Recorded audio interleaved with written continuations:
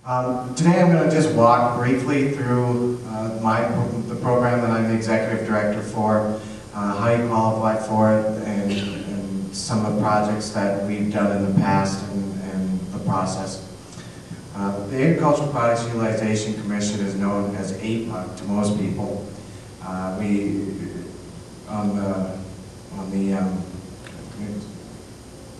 I lost my train of thought, so I'll just start over.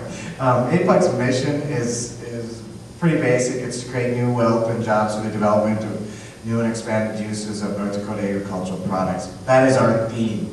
That is the one thing that all projects, no matter what category of grant you apply for, you all have to be adding value to a North Dakota agricultural product.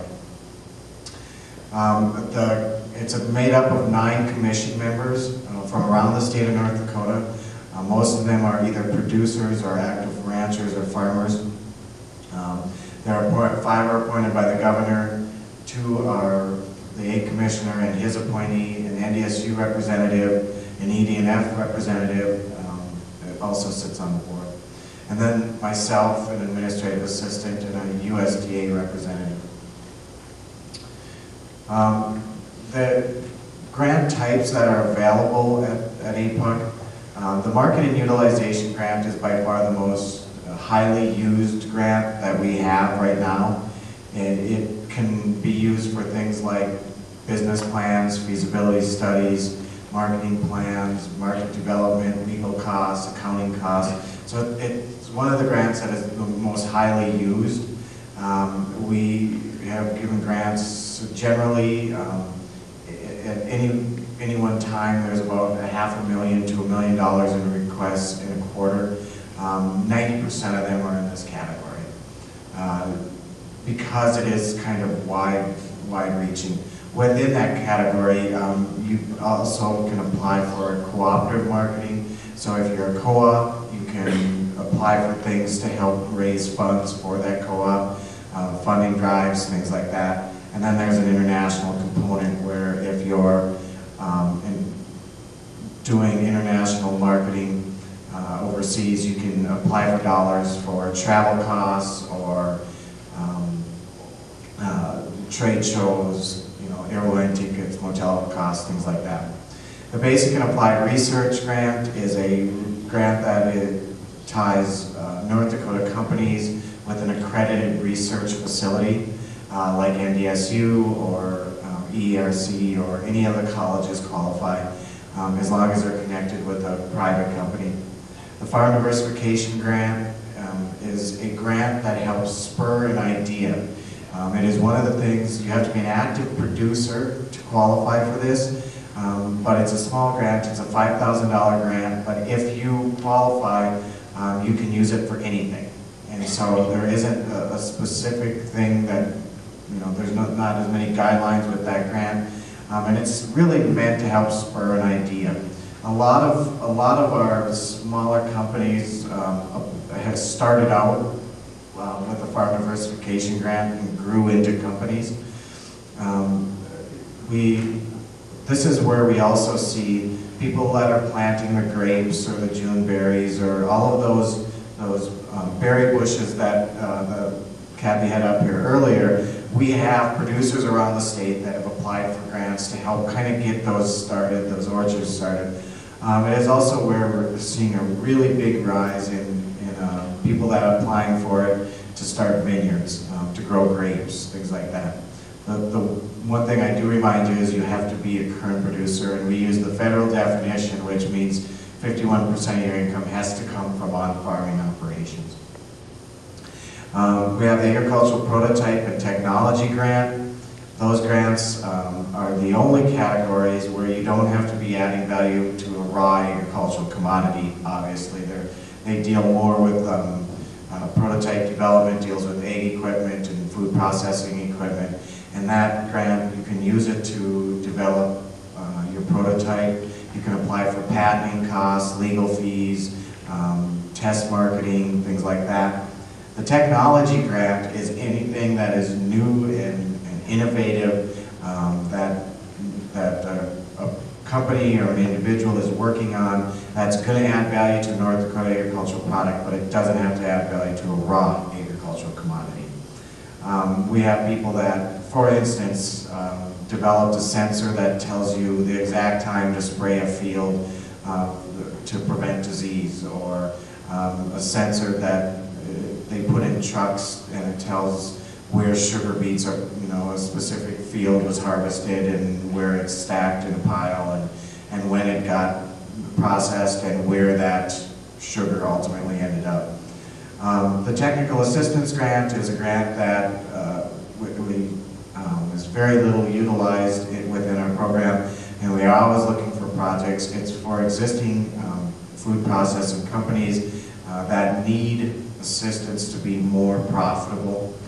They can contact us and we will help pay for someone to come in and help their company be more profitable, or look at where certain on an assembly line or something, if there's inefficiencies or something, they can help with that and we'll help pay for it. The grant I'm here to talk to you today about is the Nature-Based Agritourism Grant. It is a grant that's new to our program, and one of the reasons that we are here today is because we want to promote it. It is a grant that is strictly for advertising and marketing of nature-based activities. And we'll talk about what those are. One of the things for all the projects, we judge on 6 basic criteria. The probability of job and wealth creation is our #1 goal. Obviously, when you talk about economic development, it is one of the things that is of high importance is job creation and wealth creation. Scientific and technical merit of research or the project in general, probability of rapid commercialization. Shared commitment for funding means you have to have matching fund, and all of our grants require that there's matching fund from the applicant in the form of not only in-kind contributions and things like that, but actual cash. Commission's judgment for the potential success. Basically, the commissioners award points based on whether or not they think your project will be successful. And then the geographical considerations, meaning if it's a rural project, you get more points than if you're non-rural. Of those criteria, you can see we have points assigned to each of them. You can receive a maximum of 100 points. And what we do is we grade on what we call an Olympic average, and so the highest and the lowest score is thrown out. The score is averaged together, and you compete against everybody, whether it's in that category or a different category. So nature-based agritourism competes with marketing guys who compete with basic and applied research, because we only have one pot of money to give away, so everybody competes for it.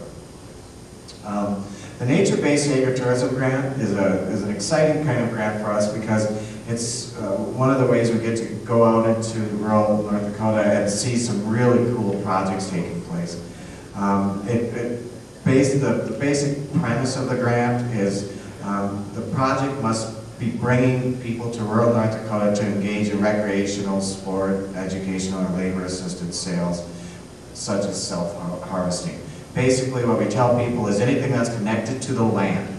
And so trail rides and hunting lodges and things like that, they all qualify. One of the ones that people ask us all the time is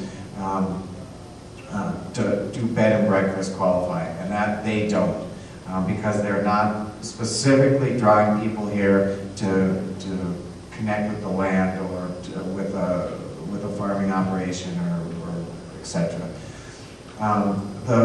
We go on the guidelines. USDA requires, one of the things is, as well as the state, that if you are engaging in a nature-based agritourism activity, you must be able to provide, facilities for people that come to your place of business, fresh water and appropriate accommodations. All activities must be fee-based. And festivals and things like that held in the city, or fundraisers like for FFAs and 4-H's and things like that also do not qualify. And it has to be a business. and it has to be fee-based. We talked a little bit about eligible projects already, but you can see those are some of the ones that do qualify. One of the things that we have really seen a huge number of requests coming into the state is people who want to do farm tours, on-farm chores. They want to come out and help brand cattle or help feed cattle in the winter, or a variety of things like that. I tell a story all the time. We had a bunch of tourists come in from Germany. The only thing they wanted to do in North Dakota, the only thing they wanted to do in North Dakota was ride a combine. We searched high and low for someone that would allow these guys to come out onto their farm and just ride a combine, drive it around the field a couple times, and they were willing to pay big bucks to do it. Bird watching, fishing, as long as it's on the applicant's land, trail rides, corn mazes. We funded a tremendous amount of corn mazes just in the Bismarck area, as a matter of fact. Very high business, especially this time of year, with and now with GPS and stuff, they can make some really cool designs, and so we're seeing an increase in those kinds of activities. All of our funding for this grant is specific to marketing and advertising. That's the only thing it can be used for, is marketing and advertising. And the more people that you have working together, the more that you can access. This is just a general guideline. We don't necessarily follow this very closely. Individuals can apply for up to $10,000, but we highly encourage people to work together. We want to promote an area, a region, a reservation, a county. That's really what our goal is with all of our grants, but it's specific to the nature-based agritourism. We're trying to promote an area. APUC meets quarterly. We review the first 15 applications that come in. All applications are required to work with a fiscal agent and a grant advisor, whether it be a local economic development director or SBDC or a variety of agencies around the state. That we work with just about all of them. You submit your application by the deadline. I review them. I'll come out, I'll meet with you. We'll talk about the project and the application.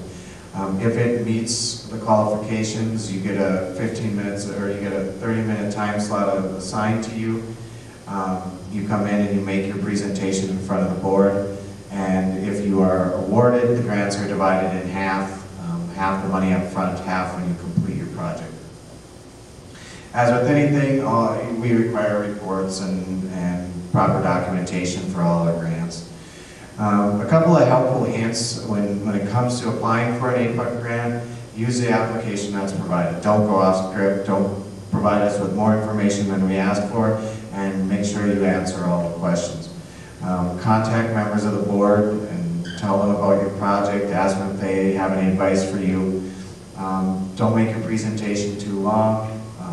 One of the things I tell everybody is when you come to APUC, the questions that the commissioners ask you will determine your funding.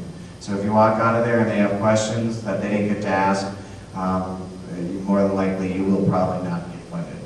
It is highly competitive, as I said before. We have about $350,000 to $400,000 to give away in a quarter, and we have anywhere between $500,000 and $1.5 million in requests every quarter. So it is very competitive. Private companies are the key. Private companies making business and promoting rural North Dakota and agriculture. And obviously matching funds is important. Get your application in early. That's very key so that we can review it, and if we have questions we can help you through the process. And everything you provide to us is open to the public, except for your public documents, except your financial records. But other than that, all reports and outcomes of a grant is open to the public so other people can learn from it. One of the things we ask every time we grant it is, would the producers, ranchers, and farmers in North Dakota want this project to be funded? So as you're applying for a grant, think of that in the back of your head. Is this something that, as a producer I would want funded, or as a a citizen of North Dakota, is this something that is going to create wealth and jobs for the state? Our theme, the theme for all the grants that we provide is value-added agriculture. That is key and utmost important. So that's the quick and dirty of it. And before I ask if there's any questions and get off the stage and let somebody else talk, I just want to say thank you on behalf of the North Dakota Department of Commerce and APUC for your attendance today and your willingness to come and learn and hear what we have to offer, and all of the great speakers today taking the time. I appreciate it, and thank you to them too. So with that, we also have something called Grants to Grow. And I'm fairly new to the organization, but I went on our website and checked out Grants to Grow. FARRMS is a transitional or an organic, we're all about organic gardening and farming, or transitioning into or using more natural, sustainable methods of small farm production. And so we have Grants to Grow that you could use for fencing, computers, buying seeds, irrigation equipment, or other farm equipment if you're starting up. There's more information available from our office on that. You have to, of course, your gross sales have to currently be under $5,000, which I used to be an artist. That wasn't very tough to meet those standards. I always told people I had to report every bit of income I got from my artwork, because otherwise they think I was dealing drugs or something, because how could a mom with 2 kids support them on $10,000 of income a year? But we did it, and we were fine with it because it was our lifestyle and we loved it and it was great, and that's how I kind of feel about farming and gardening. If you have applied for a SARE producer grant, and were turned down, we would consider those applications to help you out. And we also have very low interest loans that are available for producers. They call it microcredit. So I don't know what that means, if it means you have to be a micro operation or if it's limited to X amount of dollars. But check out our website. I did bring some business cards. Like I said, I don't handle that part of the program, and I'm fairly new to this organization, but this is what I tell my students at school. I'll share this information with you so that in the back of your mind you're thinking, oh yeah, she mentioned that. Then come back and we'll give you the full story. So our next deadline though for applications is December 1st. So if you have anybody that's got an idea or they're working on a project, it might not hurt to contact us right away. So as far as that goes, I don't know if I was much help there, but park that in the back of your mind. I think we're holding it in Bismarck, so kind of put that on your calendars. That's for all the farmer market members and for non-members to come in and learn all about what the farmers market can do for you. As you can join as a market, or you can join as an individual person. Is that a question? Are we on your list as one of the North Dakota farmers markets? I'm pretty sure we are. Yeah. I don't know, because I don't have that list in front of me. Did you pay your dues? I think so. Because if you paid your dues, you're in like Flint, okay? So, yes, and that would be, let's see, I don't know if there must be a way to check that out. I don't know if it's on their website, because when I was working for the Ag Department, we put out the last directory, which, by the way, we put out 5,000 local foods directories, and I couldn't find one of them in the whole state today to bring down here. So they were passed out. Anybody who is raising any kind of beef that they sold directly from their farm, eggs, milk, no milk, chickens, things like that. I just got an email again about some raw milk. They're always giving me the business about that. It's illegal to sell raw milk in the state of North Dakota. We have to remember to tell people that. We included everybody. They didn't have to be market members, so that's why there were more people in the book than just the members, but the members were identified. You get to use the marketing tools. You are eligible for the grants if you're a member. You receive the quarterly newsletter. You're listed in the directory automatically. You have a website listing automatically. You get to use that logo. Remember that nice Dakota Growing logo? They sell those by the roll. You get to put that on all of your products. They have educational tools. They have like 1-hour webinars every once in a while that you can sit in and learn from somebody from outside of this area. And any kind of development assistance that you might need. If you have questions about something, or you're looking for entertainment, or we've got answers to all of these questions. And Holly told me that you have to absolutely apply for their grants in 2011 because there's no assurance that they're going to have the farmer market marketing grants or the farmer market manager grants in 2012. The Farmers Market Association was under the umbrella of the Ag Department and has been gradually, weaned off of that. And so this next year we do have school garden grants coming out of that. So if you've got a school and you want to do a garden, those grants will, the grant applications are probably due in January for probably up to $500 to help your school get a grant going. So with those applications. And then we will, for this summer, this next growing season, have the $500 market manager grant.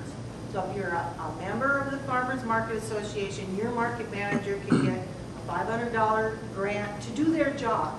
Because sometimes you burn out. You have volunteers that are doing your markets and things like that, and after a while they're like, I can't do this anymore, and then your market falls apart. So we're hoping to encourage market managers by giving them and then the $500 grant that comes from, I think, specialty crop block funds.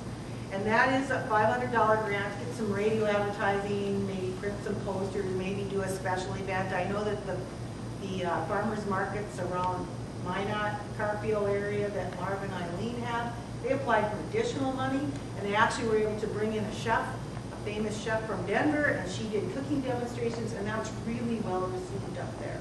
So there's some outside money there, but Holly said for sure they're going to have the grants for one more year, and then after that they just don't know what the status of that's going to be. So that is, there's all that information that... My name is Will, and I'm the Director of Programs at Marketplace and Marketplace for Kids. And I'm going to do this presentation on behalf of the North Dakota SARE program.